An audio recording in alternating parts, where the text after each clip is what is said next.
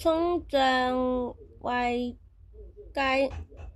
咁咧準備啲雞腿肉或者雞翼咧，大葱啦、葱醬啦、生薑、大蒜、清水或者雞湯、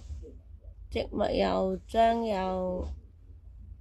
糖、胡椒粉、鹽，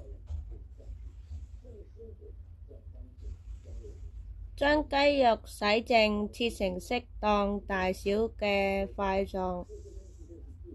葱段切好，薑蒜備好，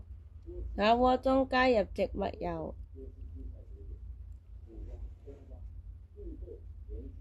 燒熱後放入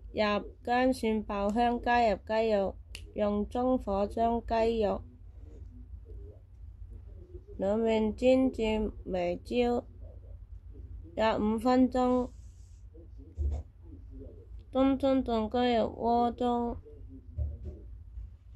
拌炒香盤，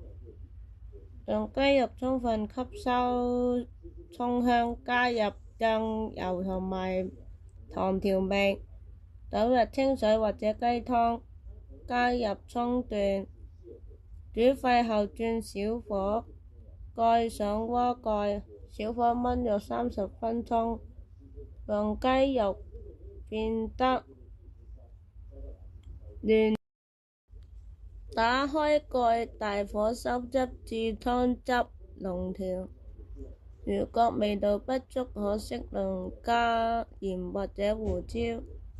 成熟後可插上香菜或者青葱段，增加香氣。大家記得點讚關注。